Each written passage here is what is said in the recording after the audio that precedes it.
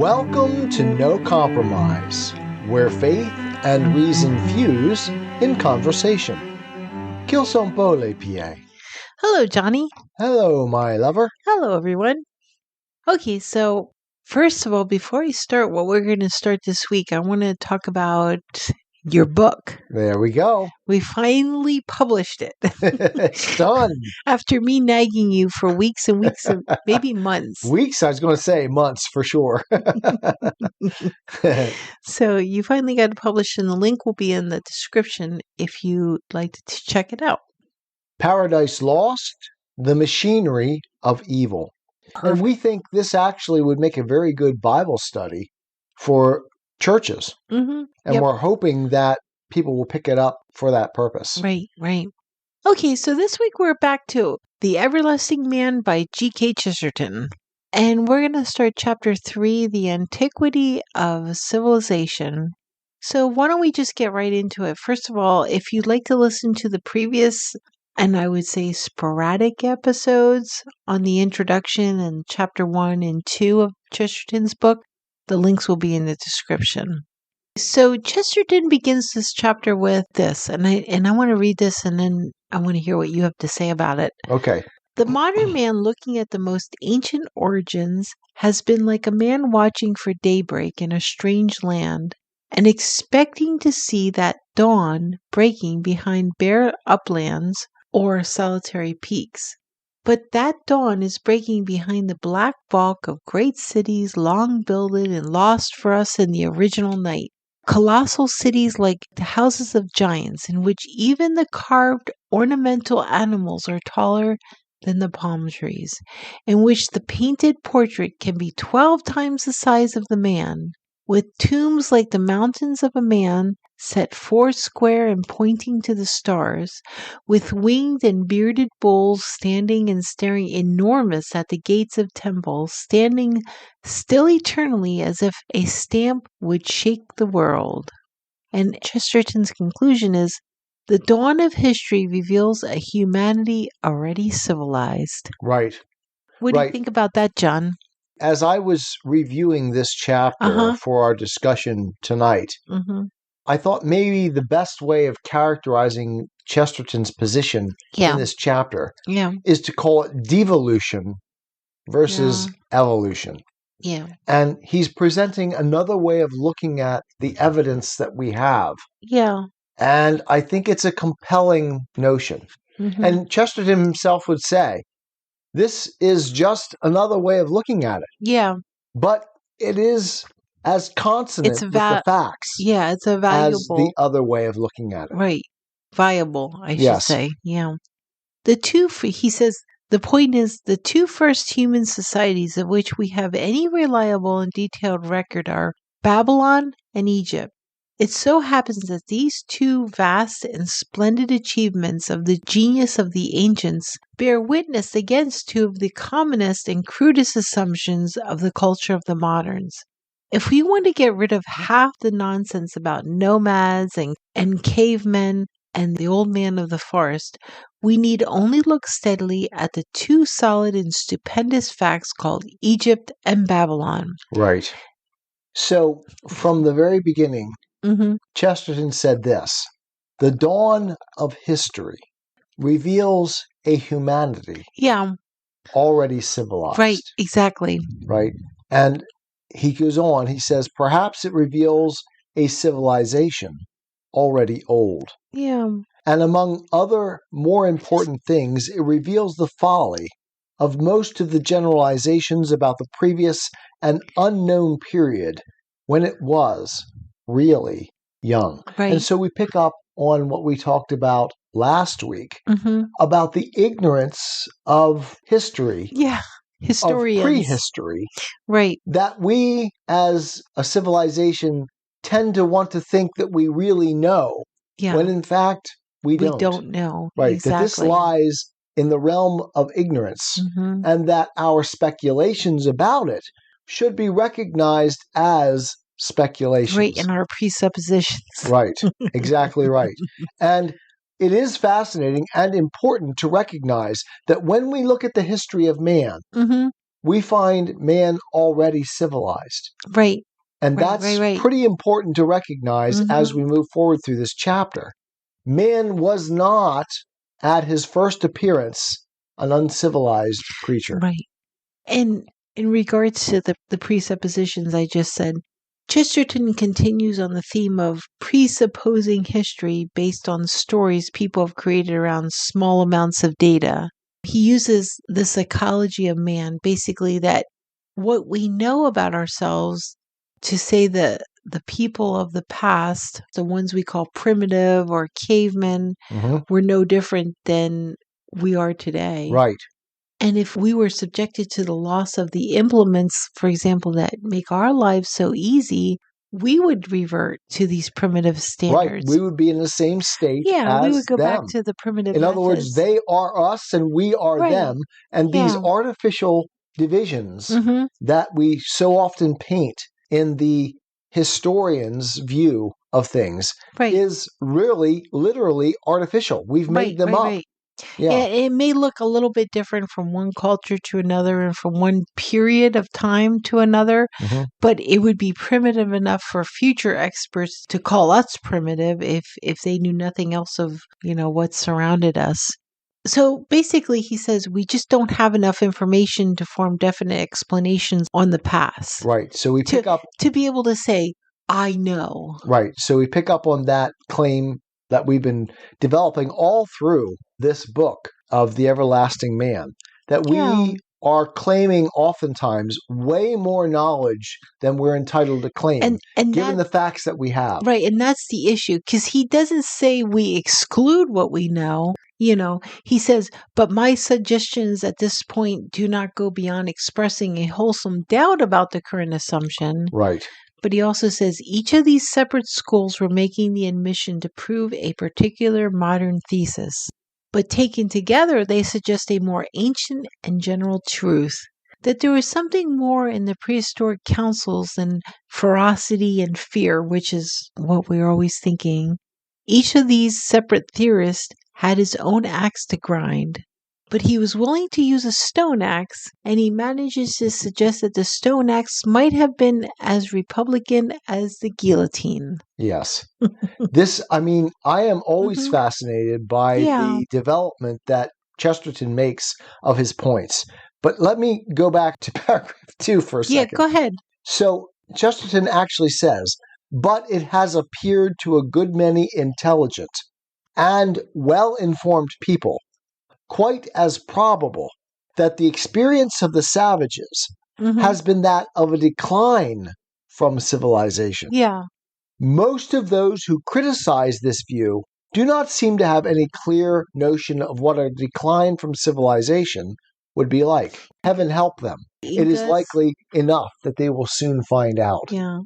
So Chesterton, in a lot of ways, in this book, as I tried to make clear when I said maybe the best way to understand this chapter is devolution versus evolution. Yeah. The idea that human beings started out as civilized and slowly devolved from that point is as consonant with the facts that we know as this sort of social evolution that we're constantly being fed, theoretically, from those theorists, those academics who are acting on an evolutionary assumption about the nature of reality and the world. It is quite as possible, Chesterton says, that what we really see in the history of man is the decline of civilized human beings than it is their ascent to a higher reality. The other thing I think he stresses is that we don't know. Yes. Right, what we don't know. And I have to chuckle at that last bit that I read there. Heaven help them. It is likely enough that they will soon find out what the decline of a civilization looks like. Because we are in the midst of it right now. And when was Chesterton? And Chesterton was writing this, I think, in the 1911s, sometime in the early 1900s through the 1920s. Okay, so he was First World War and the degeneration. Right, and he was looking at degeneration then. And what are we seeing today? Yeah. We are seeing literally the outplay of that logic. Mm-hmm. We are declining in civilization. Exactly. Yes. Exactly. So Chesterton says, it is therefore absurd to argue that the first pioneers of humanity must have been identical with some of the last and most stagnant leavings of it. Yeah. And what he's saying here is that the theorists of today tend to think of primitive man in terms of the savages that we find around us in the world today. Yeah. But why would that be the case? Right, right. We don't know that that would be the case. It is just as consonant with the facts to think of the primitives of today as being a decline from civilization, exactly. as it is to think of them as the sort of foundations from which civilization rose. Right, right. And I don't think any of the scientific discoveries, any of the historical discoveries we've seen since contradict that claim.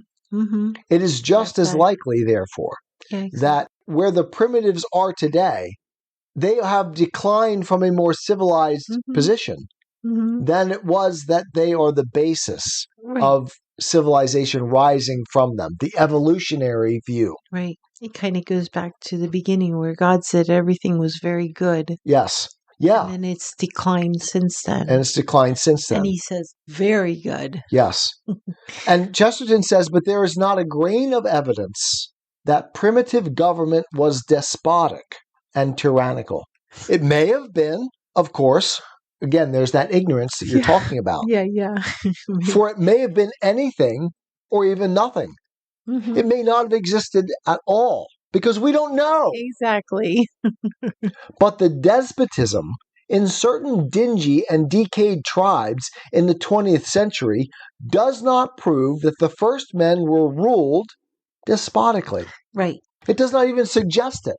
It does not even begin to hint at it. If there is one fact we can really prove from the history that we really do know, it is that despotism can be a development. Right. Often a late development, and very often indeed the end of societies that have been highly democratic. Right. And this is Plato's point. Right. In Republic. Go ahead. I was going to say later in this chapter, he uses Egyptians and the Babylonians as an example. Yeah. But at this point, he says, we do not know what really happened in the world before those records, but the little we do know would leave us anything but astonished if we learned that it was very much like what happens in this world now. What were you going to say about it? No, I was just going to pick up right there. As for the current cant, Chesterton continues, about the strongest man ruling by force and fear. And this is one of the fundamental claims of the sort of socialist notion of the world, right? That everything is power and force. Yeah, exactly. It is simply a nursery fairy tale about a giant. Undoubtedly, he says, they, that is, this primitive people, might admire, in a romantic and poetical sense, the man who was really the strongest. But that is quite a different thing. And here's the point, is as purely moral and even mystical as the admiration for the purest or the wisest. Yeah. But the spirit that endures the mere cruelties and caprices of an established despot is the spirit of an ancient and settled and probably stiffened society. Yeah. Not the spirit of a new one. Right. As his name implies, the old man is the ruler of an old humanity. So when we come to the history of humanity, we already have human beings civilized, presented before us, and that civilization may be understood as the end of a socially evolutionary theory, or it may be equally understood as the decline of man from a more advanced position. And the Bible actually tells us that Adam and Eve and the children that followed from them were civilized. Right. And the societies that they developed were probably well-developed and intelligent. And from those societies, the things that we have before us may not be an advancement, but a decline from that very rational start. Well, I guess it's kind of like what he says here. According to the real records available, barbarism and civilizations were not successive stages in the progress of the world. Exactly. They were conditions that existed side by side as they still exist side by side. Yes. There were civilizations then as there are civilizations now. There are savages now as there were savages then. Yes. And I would say that there are savages living within civilizations today. Right. And there's civilized living within savages today. And oh my goodness, do we have that graphically displayed before us right this now. week? Yeah. Because of with what the attack just happened on Israel. Yeah, exactly. There is a savage reality attacking the civilized reality of Israel today. Exactly. The Hamas radicals are basically the dregs of humanity. Yeah. The evil that the social structure has produced. Yeah. The almost, and I know I'm biased here, but it's almost the Marxian, resentful, hateful notion of those who have refused to raise themselves, to follow the dictates of God and his structure and live life as rational creatures who are responsible for their own destinies, to raise themselves by following the pattern that God has given them. Right. They are instead resentful and hateful of those who have, and therefore attack and become inhuman themselves. Right. Exactly. They have debased themselves through civilization rather than through following the rational basic structures of humanity as God established it originally. Right, exactly. They are, in that sense, as Chesterton would say, overly civilized.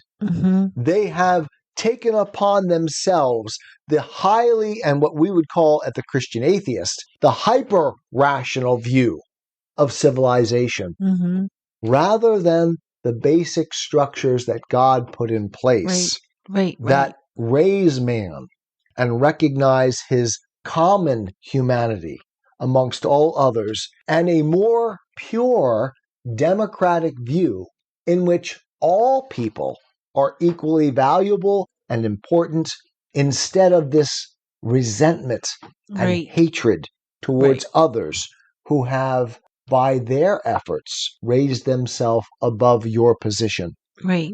So that's the example of the savage living within the civilized. Yeah, and they are savage. I don't know how. I don't know how else you paint them. I don't know how else either. And those who would support them, compare them to animals, because animals do as they're programmed to do. This is like beyond that. I know. This is one of the points that you've made this week as we've talked about this that I thought was absolutely fantastic. We can't even raise them to the status of animals because animals at least are willing to just pursue their own self-interest. Their hatred of the Jews is such that they're not even being animals. No. Because animals don't care about the hatred, the ongoing hatred that they care about. And as Benjamin Netanyahu said, peace will come when they lay down their weapons. But not until then. Yeah, humanitarian. Right. Explain that a little better, because it needs to be explained, I think. Yeah. They said that they will do the humanitarian thing once they do the humanitarian thing. Right. When they cease to be brutes. Right. Then peace can come. Right. But not before that. When they give up their evil. Because how do you, as a human being, react to the savage beast that is attacking you? Right. Until you can rationally deal with them. There is no rational dealing with Hamas. they are subhuman. Not because they, human beings, are subhuman, but because they've embraced a subhuman ideology. Yeah, they've chosen to do They have subjected themselves below the standard of humanity. Right, exactly. And Israel is trying its best to treat the Palestinians as human beings. Yeah. But they refuse, just as we human beings constantly refuse, God's hand reaching out to us. Yeah, exactly. Exactly. I am a Christian, with the searching and skeptical mind of an atheist. I don't want to believe anything that isn't true. I know both sides of the looking glass, and I know them with open eyes. I choose Christ's side. I invite you to join me from wherever you stand before the looking glass. That's this week's episode. Thanks for listening. And remember, you can have your religious cake and eat it too. You can have reason, respect for science, a 21st century worldview, and be a Christian.